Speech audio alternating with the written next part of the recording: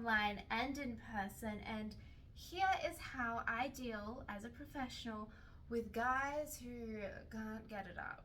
So there's a few things. We need to acknowledge that there's a bit of a difference. There's guys who can't get it up at all. There's guys who can get it up and then it goes down. There's guys who like kind of get it up and it stays up but they can't finish. So it is a little bit different. ED is very complicated. Best thing you can do is figure out the cause. So sometimes it's that my clients are just really nervous, and I can usually tell this by their body language. Some people will talk way too much. They'll stutter a lot. They won't look me in the eye. They'll be moving around a lot, a bit hyperactive. Their voice and pitch will be very fast and high. They'll be breathing a lot, and you can tell their heart's going a million miles an hour. Others can kind of loose into themselves, right? Like they won't meet eye contact. They'll have very closed off body language, very like kind of hugging themselves, holding their own hand, protective language, not really saying much, answering in yes or no questions, angling themselves away from me. And I'll do my best to make them as less nervous as I can, because like it's so understandable. These guys are meeting someone they've never met before in a place they've never met before. Maybe they've never done this before, whether that's being intimate with someone or being intimate with money involved. And now they're about to get naked. Like, yeah, that's terrifying, okay? So how I make people a little bit less nervous depends on the person, and I'll kind of try a few tactics. One is by slowing everything down and having a little bit of a chat. So before we do anything, I might get them to come sit on the couch and I'll just talk about their day. How'd you get here? What do you do? What's your hobbies? Might make them a cup of tea. Sometimes that can cool some people down. Another thing is I will take control. So I will be very clear and often repeat instructions. So let's go sit on the couch together. Come sit here on the couch. Because when people are very nervous, there's kind of like a bit of a malfunction in their brain where they can hear things, but it doesn't really process and cement in there. So sometimes they need directions a couple times to get what's happening. And taking the lead takes a lot of pressure off of them. Another thing is I'll initiate physical contact and more so get in their space and see how they react. Once they know that it's okay to touch, so I might be like, oh, can I give you a hug? And give them a really big, long, tight bear hug. And see, are they coming a little bit more towards me, or are they backing away and need a bit more time? But I always ask beforehand. Same with if we're sitting down, I might be like, oh, you seem really tense. Can I give you like a little bit of a shoulder massage? But I tend to ask and get verbal confirmation before going ahead. When people are nervous, it can sometimes be hard to read their body language. Other people, however, go the opposite direction. The more time that they talk, the more time they have to think about it, and then they just get more and more nervous. Some people, I actually find the best way is get the money, get them in the shower, get out and get to the fun stuff as quickly as possible. And this kind of distracts them. Their brains just go, oh, boobies, and like they're not nervous anymore. They're too focused on boobies, and I don't blame them. Boobies are a lot of fun. So a lot of that can just be trial and error and trying with different people. Sometimes as well, you really want to ease people into it, giving them lots of directions. So some clients are super happy to like leave the door open while they shower. Others want to close it. Some need more direction. Oh, when you jump out of the shower, you can put your clothes back on, wrap yourself up in a towel, or just come out stark. It's up to you. Another thing I can do is make myself more vulnerable. So I will be the first one to take off my clothing and be naked or initiate the kind of sexy stuff. This makes them a lot more comfortable because I'm the more vulnerable one. You can also play with power dynamics. I might sit down so they're taller than me, so they feel a little bit more in control, or vice versa if they're nervous about, because typically guys will tend to have society pressure to take control in these situations, right? So some feel like they have to take control, but they don't want to. So you can switch that scenario. And this also works if you have like a person where you're maybe feeling a bit uncomfortable with and you want to take control back. You can be standing while they're sitting. So getting people to calm down is really important. The other thing is sometimes they're just tired, and that's why they can't perform. So communication is kind of key here. Being like, oh, would you like a break? Do you want a cup of tea? Maybe a snack? Maybe we can have a massage. Instead, maybe we could take a sexy steamy shower together. Maybe something that's still sexy, but like isn't so intense, so that they can kind of relax, get their blood sugar back to normal, get in some aircon, cool off, and sometimes that's all they need, but are a bit too scared, embarrassed, or haven't even realized themselves that that's what they need. I often find that when I have regular clients, they struggle to perform well on days where they haven't had a lot of water, good night's sleep, too hot because it's Queensland, it's stinking hot here. So fulfilling those basic needs can also help. Another thing is figure out what the client wants. Some people have a thing called fetishes. Now, it's really important that we distinguish and understand like what a fetish is, because in kind of modern culture, we use fetish basically just to describe something that people really enjoy in the bedroom. Where in a more medical setting, it's something that people need to feel sexual fulfillment in a bedroom. And some people have things like this. I had a client who really just loved his left nipple being played with. That was just his thing. It just did it for him. Specifically his left nipple. And so that's what he needed. He wouldn't be able to finish unless that was happening. So asking your partner, what do you like? What do you want? Can really help. Sometimes people are really nervous to answer this question. And I find saying, have you had an experience that you really enjoyed in the past?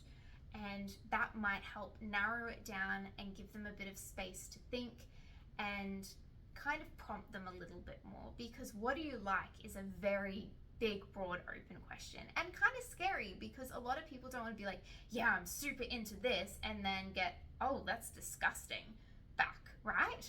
So sometimes even sharing something that I really enjoy can kind of put them at ease and also help kind of set the tone. If I'm like, I love being spanked and choked, then they're like, oh, cool, I can say pretty much anything. But if I'm like, oh, I love a hug, then they're like, okay, I need to say things that are a little bit more tame. It kind of sets the standard, right?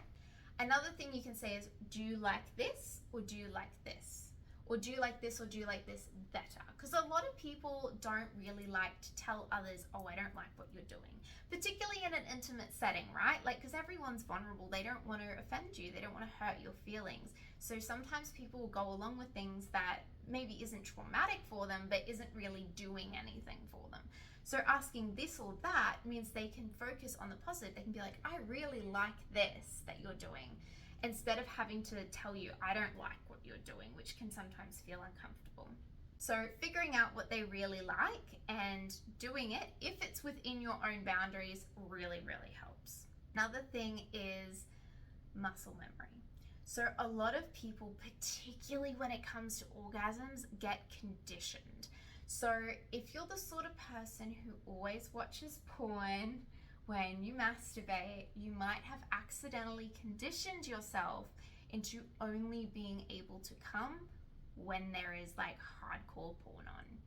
So if there is a conditioning, finding out what that condition is, and if it's within everyone's boundaries, satisfying it can help. So putting on some porn, putting on a certain type of music. Sometimes I've had clients be like, can you turn off the music because it's distracting me and I can't get where I want to go. That can happen as well. And muscle memory can kind of happen in a lot of different ways, like conditioning. So sometimes it can be a visual thing, a sound thing. Sometimes it can also be the position. Some clients, they have to sit up when they come because they're used to masturbating like in a chair in front of their computer. Others have to do it standing up because they're used to doing it in a shower, others lying down. So if they're used to coming in a certain physical position, getting as close to that position as you can definitely help.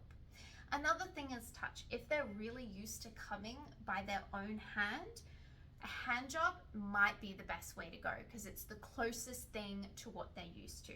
They might find things like condoms or oral amazing and they might be really, really enjoying them, but because they're conditioned to only come under certain circumstances, no matter how much they're loving them, their body just won't let them relax enough to come. So sometimes this can be so bad that we'll get to a point where I'm like, why don't you just make yourself come? Now, this is an absolute last resort for me, particularly in a professional setting, right? Because they booked me, they paid money because they want me to do it, right? But I would much rather them finish than not finish at all. So this is something we do when we're pretty much already over time. Why don't you get going? And you can make this a lot less awkward by being the partner, by maybe also touching yourself and putting on a show, or maybe you're kissing them while they're going at it, or maybe you're dirty talking to them so that they're not just like sitting there and you're just kind of like sitting next to them. So there's lots of different things you can do. As a guy, if you struggle with this sort of thing, you can also try to uncondition yourself. So while you're alone, try, if you're always sitting down, do it standing up. If you always do it watching porn, don't watch porn. If you're used to just the feeling of your own hand, try a toy, or even try your opposite hand than the one you normally use, because it will feel a little bit different, or changing up the technique. If the condom is the problem, you put on the condom and you can't stay hard, try masturbating with a condom on, and it will take a while. You're not going to get it on the first time. You might find you have to go with it for a little bit, then give up, and then go to what you normally do, and slowly build up. That's something that I had to do. So I used to always masturbate on my stomach, lying on my stomach with my hand crushed between me and the bed. I know, weird. It's just what worked for me. And then once I started being intimate with partners, usually the ladies on their back, right? Whether they're getting penetration or someone's like eating them out, they're usually on their back. Couldn't do it. I just could not come. And it wasn't until I started masturbating on my front that I was able to. So conditioning is a really big thing. Sometimes as well, it's a medical issue. And I've had a lot of guys, particularly younger guys, like below 40, even 20, who really don't want to accept that it could be a medical issue, and the only way to fix it is a doctor. The thing is, I'm not magic. I wish I could point a magic wand at you and make you hard and come and having a great time, but I can't. I would if I could. I would make so much money. Can you imagine how much money I would make? But I can't. So if you're always having issues, it might be time that you need to go talk to a doctor. There are so many things out there that can help you. Different pills, vitamins. It could even just be a vitamin deficiency. It could be another medication that you're on, like an antidepressant. And it might mean that you don't need to stop the antidepressant. It might mean you take another thing that will help you deal with the side effects. There's so many options out there. The other thing is maybe even a psychologist. If you're fine by yourself in all these different scenarios, but as soon as you're with someone, you can't get there, well, maybe the issue is the psychological hang-up, that you're getting a little bit nervous around being with people. So talking to a psychologist could really help with that. And it's okay. You are an adult. You deserve to have a wonderful, healthy sex life. You deserve to explore your sexuality. That is a part of being human. You should not be ashamed of that.